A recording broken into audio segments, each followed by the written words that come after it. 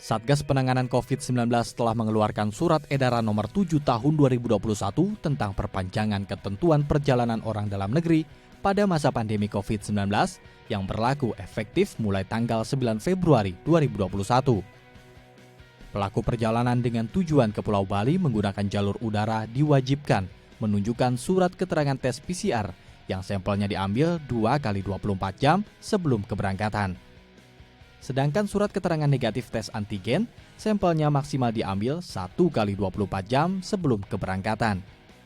Untuk perjalanan ke Bali melalui jalur laut dan darat, baik menggunakan transportasi pribadi maupun umum, diwajibkan menunjukkan surat keterangan negatif PCR atau antigen dengan sampel yang diambil maksimal 3 kali 24 jam sebelum keberangkatan.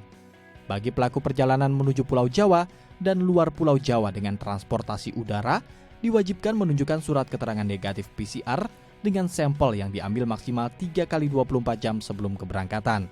Jika menunjukkan surat keterangan negatif melalui tes antigen, sampel diambil maksimal 2 kali 24 jam sebelum keberangkatan.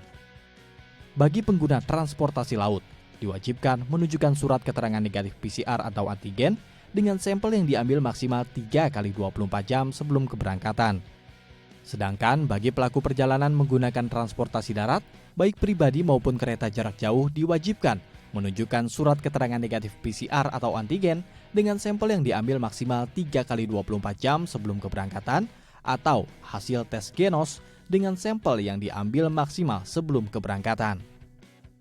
Khusus selama libur panjang dan libur keagamaan termasuk Imlek, untuk pelaku perjalanan jarak jauh darat dengan moda kereta api serta kendaraan pribadi diharapkan menunjukkan surat keterangan negatif COVID-19 melalui tes PCR atau antigen atau genos dengan sampel yang diambil maksimal 1 kali 24 jam sebelum keberangkatan. Bagi seluruh pelaku perjalanan, baik yang menggunakan transportasi umum maupun transportasi pribadi, juga diwajibkan mengisi formulir iHack atau Health Alert Card yang dapat diakses secara online. Apabila hasil tes RT-PCR atau rapid test antigen atau genos test pelaku perjalanan negatif namun menunjukkan gejala, maka pelaku perjalanan tidak boleh melanjutkan perjalanan dan diwajibkan untuk melakukan tes diagnostik RT-PCR dan isolasi mandiri selama waktu tunggu hasil pemeriksaan.